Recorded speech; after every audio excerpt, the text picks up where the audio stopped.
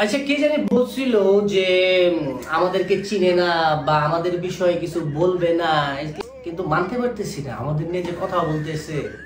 আমরা প্রথম থেকে কারোর নিয়ে কথা কই নেই, আর চাইও না কথা কইতে, কারণ মানুষ আমাদের নিয়ে পড়ে থাকে। এটা হচ্ছে যার যার একটা শখ। খেলা হবে এবার T20 ম্যাচ খেলা হবে। বাবা, আজকে একটা টপিক নিয়ে আসি। বাংলাদেশের সুদর্শন পুরুষ তো আপনারা সবাই দেখছেন। তো এখন আমি যেটা দেখাচ্ছি, মনে করেন যে আজকে বাংলাদেশের সুদর্শন স্বামীকে নিয়ে আমি কিছু কথা বলতে চাই, মনোযোগ দিয়ে শুনবেন। এই সুদর্শন স্বামী নাকি তাকে সৎ পয়সার টাকা দিয়ে লালন পালন করতেছে, আর সৎ ভালোবাসা দিয়ে আগলিয়ে ও মায়া মায়া গো মা গো মা, মানে নতুন ড্রামা। তার স্বামী নাকি তাকে প্রথম অধিকারটা তাকে দেয়। তাহলে কি প্রথম বউকে দ্বিতীয় অধিকারটা দেয়? আমার জানা মতে তো তার একটা প্রথম বউ আছে আর 3টা বাচ্চাও আছে। আমার জানা মতে তো সে সিলেটে থাকে, তার প্রথম ওয়াইফের 3টা বাচ্চা আছে, সেটা তো আমি একটু আগে বললাম। আর আরেকটা কথা, কিন্তু তার ফ্যামিলির সাথেই কিন্তু থাকে তার ওয়াইফ, তার বাচ্চা কাচ্চা। আচ্ছা আচ্ছা আচ্ছা, বই মানলাম আমরা খারাপ, আপনারা বালা। তো সুদর্শন স্বামীর সুদর্শন বউকে বলতেছি, আপনি কিভাবে পারলেন যে যার ঘরে ছোট ছোট 3টা বাচ্চা আছে, তার রানিং ওয়াইফও আছে, ডিভোর্স হয় না, এখনো বর্তমানে আছে, এই অবস্থায় আপনি ওনার কাছে বিয়ে বসতেন কিভাবে? আর ওই সংসারটা তো ভাঙতেছেন আপনি, এখনো ভাঙেনি অবস্থা, নেক্সটে হয়তো ভাঙতে পারে। আপনি যে আপনি সুদর্শন পুরুষকে নিয়ে, সৎবান পয়সা কামানো পুরুষকে নিয়ে যে এত গর্ব করেন, আপনি কি জানেন তার কাছে আপনার কি মন্তব্য? সেটা কি জানতে চান? তোমাদের জাতির মামি যেদিন চলে আসে, একটা মেয়ের 9টা বছরের সংসার, যে স্বামী কান্দে, মানে কান্না করতেছে ওসির সামনে, এত মানুষের 10-20 জন মানুষের সামনে কান্না করতেছে, তুমি ফ্যামিলিতে চলে আসো। যে জানে যে একটা মেয়ে এক রাত বাহিরে কাটেছে, তার হাজব্যান্ড কখনো নিবে না, তারপরেও ওর হাজব্যান্ডটা অনেক কান্না করছে। কেন? তার একটা 5 বছরের সন্তান ছিল। ওই সন্তানটাকে তো আমি নিয়ে গেছি এখান থেকে। যখন এই সন্তানটা বলতেছে, মাগো তুমি চইলা আসো, মাগো তুমি বাবার কাছে চইলা আসো, তাইলে আপনার মেয়ে আপনার 5টা বছরের সন্তান, আমি যদি খারাপ হই, আমি খারাপ কেন? আমার চলতে হইবে দেখে আমি গেছি, মানুষের কাছে যাইতে হয়েছে, মানুষের কাছে হাত পাততে হয়েছিল। বলবেন না, আপনাদের কথার পৃষ্ঠে বললাম, আমি মাইনে নিছি আমি খারাপ। কেন গেছি? আমার সন্তানকে বুকের থেকে ফেলাছি। আপনি বলছিলেন যে তোর ননাসে দেখ বাঁধনটা কেমনে আগলায় রাখছে, তো এখন আমি অপবাদ ছুঁই নাও, আমার সন্তান আমি বুকের থেকে ছাড়ি নাই। কিন্তু আপনার মেয়ে না 9 বছরের সংসারটারে রাখছে, আপনার জামাইরে আপনি বলছেন, হ্যাঁ আপনারা অনেক ভালো মানুষ, বলছেন কি আমার সোনার জামাই, কিন্তু আপনার মেয়েটা ভালো না। তাই কাউকে দোষারোপ করার আগে নিজেকে দেখবেন। একটা সাজানো গোছানো 9টা বছরের সংসার, এই 2টা বান্ধবী মিলে এই মেয়ের সংসারটা নষ্ট করছে। এই মেয়ে তো পরকীয়া করছে, ধরেন এই মেয়ে তো পরকীয়া করে তোমার মামার সাথে আইসে। এখন এই যে মানুষের দুয়ারে থাকে, আমার ভাল লাগে না, আমার সন্তানের কাছে ভাল লাগে। এগুলো এত বড় নির্লজ্জ, আমার বাপেরে বলছি, কেমন সন্তান জন্ম দিছে, আমার সন্তানের কাছে কেন থাকে এত নির্লজ্জ কেন সে? তোমাদের জাতির মামি যেদিন চলে আসছে বাকি আমি কিচ্ছু জানি না, আগা না মাতা না ছাতাও না, কিচ্ছু না, কিন্তু তার বাপ মা বা তার ফ্যামিলি বলো, নামটা কার দিছে জানো? আমার। কেন? আমার ভাই, ওই যে পরিচিত, মানে অনলাইনে সে কী নামে পরিচিত তোমরা একটু জানো, তারে কী নামে চিনো? সে যেমন বলে না, মানে সে বলে কি আমি আমার দিয়ে উঠছি,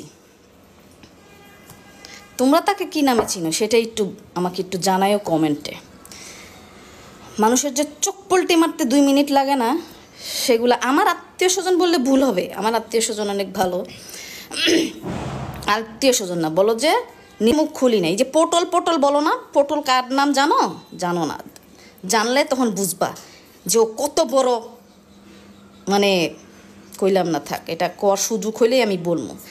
আমি অসুস্থতার কারণে তারা একজনে লাইভে আসছে, একজনে কত কি বিলাপ পারছে, খুব মানে আমার অসুস্থতা মানে ওই যে আমি অসুস্থ হয়ে পড়ছি, এখন তো সে বাঘিনী না, কারণ সে তো শুয়ে আছে, আমাদের কিছু বলতে পারবে না, লেগে গেছে লোক জান্নাতের লগে। আচ্ছা, ম্যাচুইল করলাম। এখন উদ্দেশ্য হয়েছে জাতির মামি, জাতির বাবা, এই যে মামির বাপ মার উদ্দেশ্য বলতেছিলাম কথাটা, এই যে আজকের ভিডিওটা তাদের উদ্দেশ্য। আমাকে যে হয়রানিটা করছেন, আমি মানুষটা আজও পর্যন্ত আমাকে থানায় যাইতে হয় নাই।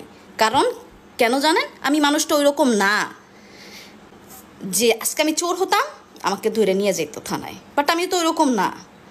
তারপরও কি করছেন আপনি, আমার নাম, তোমাদের জাতির মামার নাম, বাঁধনের নাম, 3 জনের নাম দিয়ে দিছে। সমস্যা নাই, আমি ওইখানকার ও এসআইয়ের সাথে কথা বলছি। এসআই কী বলছিল জানো তো, আমার যখন ভিডিও বলে দেখতে ক্রাম খেলতেছিল সে বাসায় ক্রাম খেলে, তখন আমাকে তার ছোট বোন নাকি বলতেছে, ভাইয়া তুমি জাতির আন্টির ভিডিও দেখো। তো উনি বলছে যে কে, জাতির আন্টির ভিডিও না সামনে আসছে আমি দেখছি। তখন ওই মেয়েটা বলল যে জাতির আন্টি খুব ভালো, যতটুক আমি তোমাকে তো তোমাদের প্রেজেন্টেশন করি সেই হিসেবে হয়তো বা আমি চিনি না, বাট ও বললো যে হ্যাঁ জাতির আন্টিকে ভালো লাগে, খুব ভালো, বাদশা বাঁধনের আম্মু। হ্যাঁ বাস, আমি যখন ফোন দিছি তখন আমাকে বললো ঠিক আছে উনি আসবে আজকে থানায়, তার ভাইয়ের কোনো সমস্যা হয়েছে মনে হয়, এই বিষয়ে আর কি অভিযোগ আসছে। তো বলছে যে জাতির আন্টি খুব ভালো, বাট এটা কেন আসবে উনি, যে ওনার নাম দিছে তো এর জন্য আসবে। আচ্ছা, উনি আমাকে এসআই ফোন দিয়ে বললো যে ম্যাডাম আপনি আসেন, আপনার নিরাপত্তা আমি দিচ্ছি, আপনি আসেন। আচ্ছা, আমি গেছি, সসম্মানে আমাকে ফেরত দিছে, সাথে সাংবাদিক ছিল, সবই ছিল।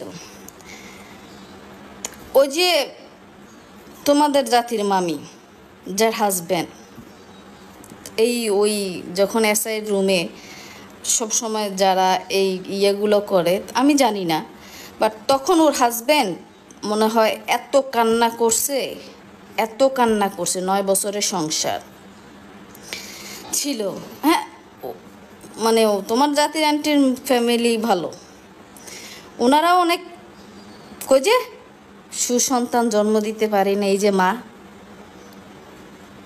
সন্তানের জন্য আজকে লাঞ্ছিত অপমানিত হই, এই যে সেই মা, ওই মাটাও সেদিনও কাঁদছে ওইখানে।